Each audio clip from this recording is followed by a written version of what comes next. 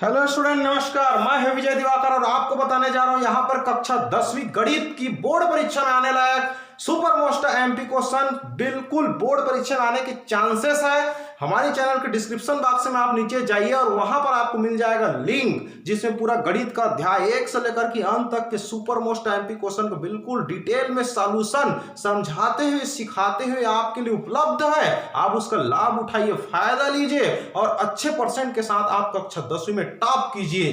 तो मैं आपको बताने जा रहा हूं यहां पर एक इंपॉर्टेंट क्वेश्चन है जो बोर्ड परीक्षा में आने की पूरी संभावनाएं रखता है, साथ ही दिसंबर के असाइनमेंट में भी आने की संभावनाएं रखता है। इसलिए ऐसे क्वेश्चन को बिल्कुल हाथ से जाने मत दीजिए, समझिए, आराम से समझिए। मैं एक एक स्टेप को समझाऊंगा आप लोग को। एक बेलन का व्यास है 14 सेंटीमीटर। बेलन सिलेंडर, जैसे पानी का बोतल सिलेंडर होती है, इस तरह से आपकी पाउडर का जो बॉक्स होता है वो गोल सिलेंडर होती है, तो इसको हम कहेंगे बेलन। बेलनाकार पात्र, ड्रम होता है घर में पानी रखने का, तो वो भी क्या होती है, बेलन ही है। तो बेलन का व्यास 14 सेंटीमीटर है, ऊंचाई 10 सेंटीमीटर है। तो बेलन का वक्र पृष्ठ बताना है आपको यहाँ पर। तो सबसे पहले सवाल को समझिए आप। मान लो ये एक बेलन है, ये बेलनाकार कोई पात्र है, तो इसका व्यास मतलब उसके ये किनारा कैसा रहेगा, ये रियल में ऐसा है, जो चित्र में ऐसा दिख नहीं पा रहा है। तो यहां से यहां तक हम व्यास कहेंगे, वो व्यास जो है 14 सेंटीमीटर है और ये उसका सेंटर है। तो सेंटर से यहां तक बताओ कितना होगा, ये भी 7, ये भी 7। व्यास का आधा त्रिज्या। दूसरी बात, इसकी ऊंचाई 10 सेंटीमीटर। बेलन की जो ऊंचाई है वो आपको 10 सेंटीमीटर दे रखा है। तो यहां पर यहां से लेकर यहां तक बेलन की जो ऊंचाई है वो 10 सेंटीमीटर है। और बेलन का जो व्यास है ए से लेकर के बी तक, मान लो ये सेंटर ओ है और ये उसका व्यास है जो 14 सेंटीमीटर दे रखा है। तो फिर उसका आधा क्या होगा, त्रिज्या होगा। अतः हम कहेंगे बेलन का त्रिज्या बराबर 14 का आधा, मतलब 7 सेंटीमीटर बेलन का त्रिज्या हो गया। ऊंचाई हो गया 10 सेंटीमीटर। अब बताना है इसको वक्र पृष्ठ। वक्र पृष्ठ किसको कहेंगे? मान लो इस बेलन में आप कागज चिपकाइए, पूरा बाहर में ही चिपकाएंगे। एक राउंड आप कागज चिपकाइए, उस कागज को बाहर निकालिए, वो कागज आपको दिखेगा आयताकार। तो ये जो आयत है, इस आयत के क्षेत्रफल को हम कहेंगे बेलन का वक्र पृष्ठ कहेंगे। प्यारे बच्चों ध्यान दीजिए, यहां पर किसी बेलन में आप पूरा कागज चिपकाइए, ऊपर नीचे नहीं, सिर्फ उसके वक्र भाग में आप कागज चिपकाइए, फिर कागज को निकालिए, वो आयताकार दिखेगा। उसका क्षेत्रफल ही बेलन का क्या है, वक्र पृष्ठ है। मतलब पूरे बेलन के वक्राकार जो एरिया है उसका क्षेत्र को ही हम क्या कहेंगे, बेलन का वक्र पृष्ठ कहेंगे। तो वो उसका निकालने का एक फार्मूला है। फार्मूला आप लोग को याद रखना पड़ेगा। मैं लिख रहा हूं यहां पर, बेलन का वक्र पृष्ठ बराबर होती है 2πr(h), जहां पर पाई क्या है, 22/7 है। तो यहां पर पाई का मान 22/7 कैसे आया वो भी आपको मिल जाएगा हमारे चैनल के बिल्कुल एकदम शुरुआत का वीडियो देखिए। मैं हर एक चीज को बिल्कुल फार्मूला को निकाल के बताया है कि परिधि क्यों होता है, पाई का मान 22/7 क्यों आया है, हर चीज का आपको वीडियो मिलेगा। तो यहां पर रख देते हैं, यहां पर पाई की जगह में 22/7 और आर के जगह में रखेंगे यहां पर त्रिज्या 7 और ऊंचाई का मान रखेंगे यहां पर 10 सेंटीमीटर। अब ये 7 कैंसिल्ड, ऊपर नीचे होने की वजह से ये कैंसिल हो जाएगा। 22 में 2 का गुणा कीजिए 44 में 10 का गुणा करेंगे तो 440 वर्ग सेंटीमीटर। क्योंकि ये क्षेत्रफल है, वक्र पृष्ठ है, इसलिए इसका यूनिट हो जाएगा वर्ग में। यही बेलन का वक्र पृष्ठ है। चलिए अब नेक्स्ट क्वेश्चन की शुरुआत करते हैं। यहां पर ये भी सुपर मोस्ट इंपॉर्टेंट क्वेश्चन है। इसके बाद फिर मैं बनाने जा रहा हूं आपके लिए नेक्स्ट इंपॉर्टेंट क्वेश्चन। ध्यान दीजिए, सबसे पहले आप चाहें तो स्क्रीनशॉट ले लीजिए प्यारे बच्चों, ताकि आप नोट्स बना सके। फिर उसके बाद हम अगले सवाल की तरफ आगे बढ़ेंगे। स्क्रीनशॉट ले लीजिए यहां पर। तो ध्यान दीजिए प्यारे बच्चों, यहां पर एक और सवाल है आपके सामने हाजिर है। यहां पर देखिए, बेलन का वक्र पृष्ठ का क्षेत्रफल है 3696 वर्ग सेंटीमीटर है। तो बेलन की आधार की त्रिज्या 14 सेंटीमीटर है। तो बेलन की ऊंचाई ज्ञात कीजिए। यहां पर मैं आपको बताना चाहूंगा, ये बेलन है, ये उसका आधार है और आधार की जो त्रिज्या है यहां पर, यहां से लेकर यहां तक ये 14 सेंटीमीटर है। आधार की त्रिज्या ओ ए बराबर आर बराबर 14 सेंटीमीटर। ऊंचाई कितना है नहीं मालूम, यही तो पता करना है प्यारे बच्चों। लेकिन इसमें पूरे इसके जो वक्र है, इस वक्र का जो क्षेत्रफल है वो आपको मिल गया है 3696 वर्ग सेंटीमीटर।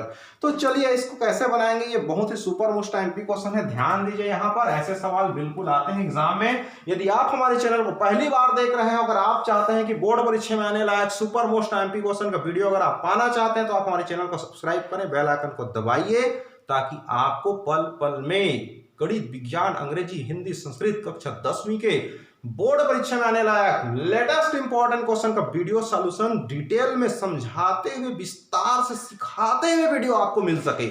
इसके लिए आप हमारे चैनल को सब्सक्राइब करके रखें और कम से कम आप अपने 5 मित्रों को फॉरवर्ड कीजिए, ताकि उसका भी भला हो जाए। जब दूसरे का हम भला चाहेंगे तो खुद का क्या होती है, भला करता है भगवान। यही सोच के साथ, सकारात्मक सोच के साथ आप आगे बढ़िए, अवश्य आपको सफलता मिलेगी। ध्यान दीजिए, बेलन का वक्र पृष्ठ का क्षेत्रफल है 3696 वर्ग सेंटीमीटर है। तो यहां पर मैं लिख रहा हूं बेलन का वक्र पृष्ठ, बेलन का वक्र पृष्ठ, बेलन का वक्र पृष्ठ इक्वल टू 3696 वर्ग सेंटीमीटर। बेलन का वक्र पृष्ठ का फार्मूला अभी मैंने बताया 2πr/h, तो इसका भी मान हो जाएगा 3696 वर्ग सेंटीमीटर। ऑलरेडी ये वक्र पृष्ठ है, ये भी वक्र पृष्ठ का फार्मूला है। 2 की जगह 2, पाई की जगह में रख दीजिए 22/7, और r का मान है दे रखा है सवाल में 14 सेंटीमीटर आधार का त्रिज्या, तो यहां पर भर दीजिए 14 सेंटीमीटर और गुणित h कर दीजिए यहां पर बराबर 3696। अब आपको क्या करना है, ये 14 और 7 को कटाना है। मैं इसको एक बार और लिख रहा हूं, फिर उसके बाद आपको कटा के बताऊंगा।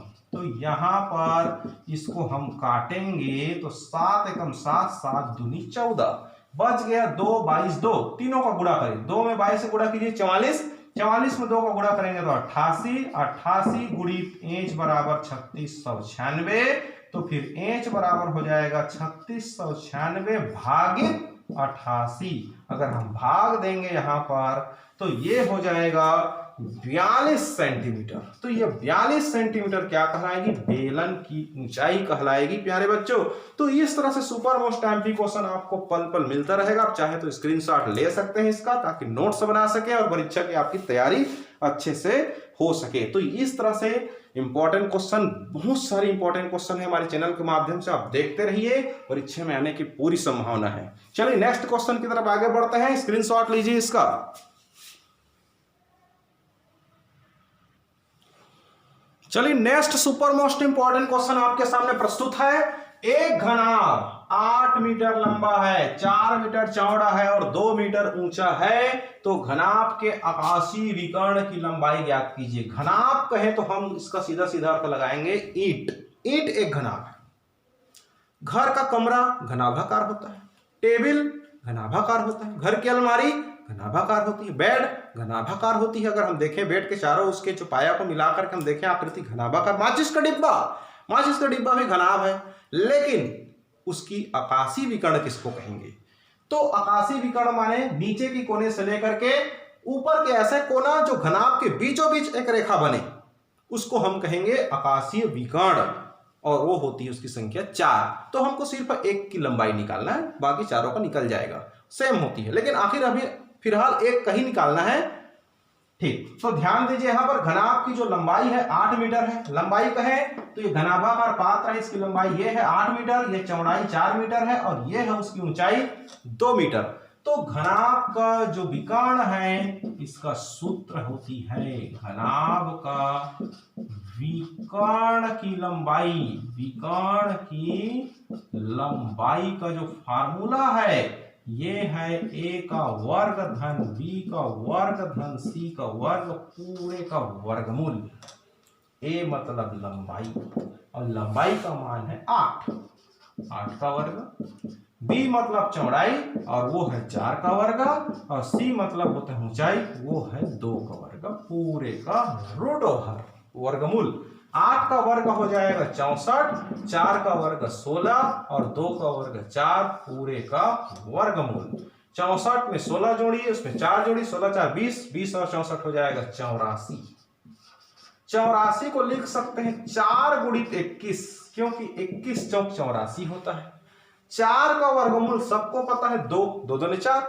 21 का वर्गमूल नहीं निकलेगा, इसलिए इसको हमने 10 के 10 लिख दिया। वर्गमूल 21, 2 वर्गमूल 21 जो है इस घनाभ का ये विकर्ण की लंबाई है, यहां से यहां तक इतना मीटर। यही तो आंसर है प्यारे बच्चों। तो ये है ना बहुत छोटा क्वेश्चन, लेकिन छोटा है पर खोटा है प्यारे बच्चों। अगर आपको फार्मूला नहीं मालूम, विकर्ण किसको कहते हैं नहीं मालूम, तो फिर धोखा खा जाएंगे। इसलिए आप ऐसे वीडियो हमारे चैनल के माध्यम से आपको बार बार मिलता रहेगा, एक से बढ़कर एक इंपॉर्टेंट क्वेश्चन। इसलिए आप हमारे चैनल पर लगातार बने रहें और इसको ध्यान से समझिए, बार बार देखिए आप इसको, और अच्छे से आप बिल्कुल इसका स्क्रीनशॉट ले सकते हैं प्यारे बच्चों। चलिए next super most MP question. एक गोले का व्यास 12 सेंटीमीटर है, तो गोले का पृष्ठीय क्षेत्रफल तथा उसका आयतन बताइए। गोला, ये गोला है, हालांकि ब्रिज जैसा दिख रहा है लेकिन गोल। गोल मतलब गेंद गोल होते हैं, संतरे गोल होते हैं, हमारी धरती गोल है, बाटी, कंचा, छर्रे ये सब गोल है, लड्डू गोल होते हैं। तो उस गोले का पृष्ठीय क्षेत्रफल, पूरा बाहर का क्षेत्रफल, और उसके अंदर में कितनी हवा हो सकती है। लड्डू है तो कितनी उसमें बेसन की मात्रा है, अगर फुटबॉल है तो उसके अंदर कितनी हवा भरी है, वो उसका कहलाएगा आयतन। चलिए इसको हम बनाते हैं। यहाँ पर कैसे निकालेंगे इसका ध्यान दीजिए आप। बिल्कुल सबसे पहले आप बताइए, गोले का व्यास है 12 सेंटीमीटर, व्यास है तो फिर इसकी त्रिज्या कितनी होगी। गोले का जो त्रिज्या है वो हो जाएगी व्यास का आधा, 12/2 मतलब 6 सेंटीमीटर, तो इसका त्रिज्या हो गया। अब आपको यहां पर 2 फार्मूला याद रखना पड़ेगा। सबसे पहले गोले का पृष्ठीय क्षेत्रफल और गोले का आयतन। तो सबसे पहले मैं इसका पृष्ठीय क्षेत्रफल, बाहर का क्षेत्रफल का फार्मूला आपको बताता हूं। किसी दिन अगर आप लोग कमेंट बॉक्स में अगर मेरे को बार बार लिखेंगे तो मैं फार्मूला कैसे आया उसका भी वीडियो आप लोग को बता दूंगा डिटेल में, ताकि आपको पता चल जाए कि हर फार्मूला का ट्रिक क्या है निकालने का। सारे फार्मूला का मैं ट्रिक बता दूंगा, फार्मूला की उत्पत्ति कैसे हुआ, ताकि आपको अच्छे से और समझ में आ जाएगा। रटना नहीं पड़ेगा, फार्मूला को देख करके हम समझ जाएंगे कौन से फार्मूला सही है और गलत है। तो गोले का पृष्ठीय क्षेत्रफल, गोले का पृष्ठीय क्षेत्रफल का सूत्र होता है 4πr²। अगर आप मुझे कमेंट बॉक्स में लिख कर बोलेंगे तो मैं जरूर आप लोग के लिए बिल्कुल डिटेल में फार्मूला बना दूंगा, ताकि आपको उसको याद करने में आसानी होगा कि फार्मूला निकला कैसे, आया कैसे। अगर वो समझ जाएंगे तो आपको जल्दी उसको याद हो जाएगी, रट्टा मारने की जरूरत नहीं है। चलिए इसमें पुट करिए, 4 के जगह 4, पाई के जगह पाई ही रहने दीजिए, और आर का मान भर दीजिए यहाँ पर 6।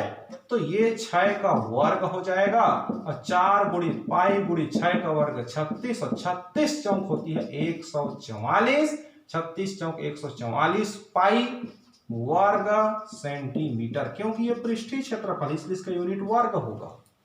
चलिए अब इसका हम आयतन निकालते हैं। अगर फुटबॉल है उसके अंदर कितनी हवा भरी है वो उसका आयतन कहलाएगी। तो गोले का आयतन, गोले का आयतन बराबर फार्मूला होती है 4/3 पाई r का घात 3। यहां पुट कर दीजिए, 4/3 गुणित पाई, r का मान भर दीजिए, फिर 6 का घात 3, मतलब आपको उसको 3 बार लिखना पड़ेगा। 6 गुणित 6 गुणित 6, 3 एकम 3, 3 दूनी 6, बच गया 4 पाई, और 2 बार 6 बच गया। चलिए इसको गुणा कीजिए, 6 6 का 36, और ये 2 बच गया, 6 6 का 36, 36 दूनी 72, और 72 में आप 4 का गुणा कर दीजिए, 4 दूनी 8, और 4 सत्ते 28, 288 पाई घन सेंटीमीटर। यही इस गोले का क्या है, आयतन है, 288 पाई घन सेंटीमीटर। तो ये आपको हमने आज की वीडियो में एक से बढ़कर एक सुपर मोस्ट एमपी क्वेश्चन बिल्कुल एग्जाम में आने की चांसेस है। इसी के अनुरूप ही क्वेश्चन पूछे जाते हैं। हो सकता है नंबर को बदल देगा, लेकिन विधि विधान फार्मूला तो सब वही रहेगा। तो ऐसे क्वेश्चन को आप बिल्कुल तैयारी कीजिए। भगवान से हमारी प्रार्थना है, आपको हम शुभकामनाएं देते हैं कि आपकी परसेंट अच्छा से आए। तो फिर हम आपको नए वीडियो के साथ फिर बिल्कुल नेक्स्ट डे हम मुलाकात करेंगे आपको। तब तक के लिए आप बिल्कुल हमें विदा दीजिए, ताकि आपके लिए और एक से बढ़कर एक इंपॉर्टेंट क्वेश्चन का वीडियो बनाया जा सके और आप उसका लाभ ले सकें। और दिसंबर के असाइनमेंट आने वाली प्यारे बच्चों, दिसंबर के असाइनमेंट हमारी चैनल के माध्यम से पूरे छत्तीसगढ़ में सबसे पहले दिखाया जाता है, वो भी विस्तार से समझाते हुए। सिर्फ हम उत्तर का फोटो खींच करके नहीं बनाते, हम बिल्कुल बोर्ड में समझाते हुए आपके लिए उत्तर बनाएंगे, ताकि आप समझ करके असाइनमेंट बनाएं और वैसे ही फिर बोर्ड एग्जाम में आप लिख सकें। चलिए इसका स्क्रीनशॉट लीजिए और तैयारी कीजिए प्यारे बच्चों।